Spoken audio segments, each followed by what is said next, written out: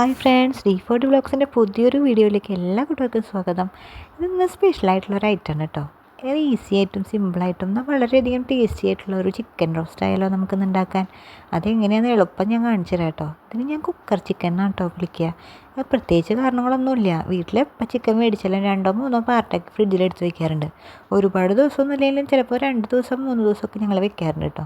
ഉപ്പും മഞ്ഞപ്പൊടി ഇട്ട് കഴുകി പാത്രത്തിലെടുത്ത് വെച്ചിങ്ങനെ ലാസ്റ്റ് പാട്ട് ചിക്കൻ കുറച്ചേ ഉണ്ടാവുള്ളൂ. അപ്പോൾ ഞാൻ ഇത് കുക്കറിൽ വെച്ചിട്ടൊരു റോസ്റ്റ് ഉണ്ടാക്കും. സ്ഥിരമായിട്ട് ഇത് വെച്ച് ഞാനിപ്പോൾ ഭയങ്കര എക്സ്പേർട്ടായിരിക്കും കേട്ടോ. അപ്പോൾ ഇതിനാവശ്യമായിട്ട് 3 സവോളയും 2 തക്കാളിയും ഒരു പച്ചമുളകും കുറച്ച് ഇഞ്ചി വെളിച്ചെണ്ണയും ചതച്ചതും കുറച്ച് മല്ലിയിലയും കറിവേപ്പിലയൊക്കെ ഇട്ടത് ഞാൻ.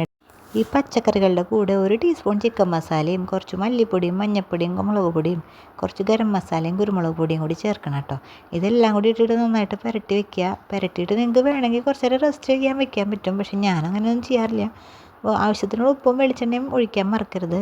പിന്നെ ഒരു ലേശം 1/4 ഗ്ലാസ് വെള്ളം, 1/2 ഗ്ലാസ് അത്ര മതി വെള്ളം. ഒരുപാട് വെള്ളം ഒഴിക്കണ്ട. ചിക്കനിൽ ഓൾറെഡി വെള്ളം അതിലേക്ക് ഇറങ്ങും. അപ്പോൾ അടുക്കി പിടിക്കാതിരിക്കാനാണ് നമ്മൾ കുറച്ച് വെള്ളം ഒഴിക്കണേ.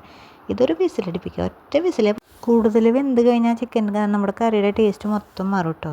ഈ ചിക്കൻ്റെ വിസിലടിക്കുന്ന സമയം കൊണ്ട് നമുക്ക് മാറ്റി വെച്ചിരിക്കുന്ന സവോളയും തക്കാളിയും പച്ചമുളകും ഒക്കെ ഒന്ന് വഴറ്റിയെടുക്കാനുണ്ട്.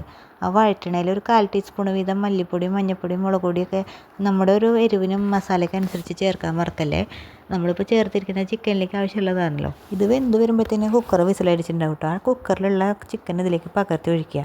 ഇതിലുള്ള വെള്ളം ഒന്ന് വറ്റാൻ വേണ്ടി തുറന്നു വെച്ചിട്ട് വേണം കേട്ടോ വെക്കാൻ. അടച്ചു വെക്കാൻ പാടില്ല. പിന്നീട് തുറന്നു വെച്ചിട്ട് നന്നായി വേവിക്കുക കേട്ടോ. ഇത് വേവുമ്പോഴത്തേക്കും നമുക്കൊരു സ്പെഷ്യലായിട്ടുള്ള ഒരു ഐറ്റം ഇതിൽ ചേർക്കാനുണ്ട്. ആ ഇൻഗ്രീഡിയൻ്റാണ് ഈ ചിക്കൻ കറിയിൽ നിങ്ങൾ ചെയ്യണതിൽ കുറച്ച് വ്യത്യസ്തമാണ്. ചിലവർ ചിലപ്പോൾ ഇതൊക്കെ ചെയ്യുന്നുണ്ടാവും കേട്ടോ. ഇതാണല്ലോ എന്ന് വിചാരിക്കുന്നുണ്ടാവും. പക്ഷേ എന്നാലും നമുക്ക് ഈസിയായിട്ട് വേഗം 10-15 മിനിറ്റ് മതി. ഈ സത്യത്തിൽ ഈ സാധനങ്ങളൊക്കെ അരിഞ്ഞ് കഴിഞ്ഞാൽ നമുക്കിത് വേവിക്കാൻ. കുക്കറിൽ ചിക്കൻ വിസിലടിക്കുന്ന സ്ഥലം ഇതിനാവശ്യമായൊരു സ്പെഷ്യൽ സാധനം ഞാൻ പറഞ്ഞില്ലേ. അതെന്താണെന്ന് വെച്ചാൽ 1 ടീസ്പൂണ് ടൊമാറ്റോ സോസാണ് കേട്ടോ. ടൊമാറ്റോ സോസ് ഇതിൽ ഒഴിക്കുമ്പോഴത്തേന് ഈ ചിക്കൻ്റെ കളറ് മുഴുവൻ മാറും. കറിയുടെ കളറ് മാറും. അതിൻ്റെ മണം ടേസ്റ്റും ഒക്കെ മാറും. ഇത് ഒഴിച്ച് കുറച്ച് നേരം ഒന്ന് വറ്റിച്ച് കഴിഞ്ഞാൽ നമ്മുടെ ചിക്കൻ ഫൈനൽ ലുക്ക് ഇതപ്പോൾ ഇപ്പോൾ കാണാം. നിങ്ങൾക്ക് ഹോട്ടലിൽ നിന്ന് കിട്ടണ ചിക്കൻ റോസ്റ്റിനേക്കാളും അടിപൊളിയായിരിക്കും കേട്ടോ. അതിനൊരു സ്വീറ്റ് ഉണ്ടാവും, ഒരു സ്പൈസി ആയിരിക്കും. ആകെ ഒരു പ്രത്യേക ഒരു ടേസ്റ്റായി. മല്ലിയിലയുടെയും ആ ടൊമാറ്റോ സോസിൻ്റെ എല്ലാം കൂടി ഒരു ചൈനീസ് ഡിഷിൻ്റെ ഒരു ടേസ്റ്റൊക്കെ വരും കേട്ടോ. അപ്പോൾ നിങ്ങളെല്ലാവരും ഒന്ന് ട്രൈ ചെയ്ത് നോക്കണേ. ഇന്ന് നമുക്കിവിടെ ടേസ്റ്റ് ചെയ്യാനുള്ളത് നമ്മുടെ പെങ്ങളുടെ മോനും എൻ്റെ മോളും ഉണ്ട് കേട്ടോ. 2 പേരും ടേസ്റ്റും. ഒന്ന് എൻ്റെ മോളാണ് കേട്ടോ. പിന്നെ നമ്മുടെ ഏറ്റവും ഇളയ ആളാണ്.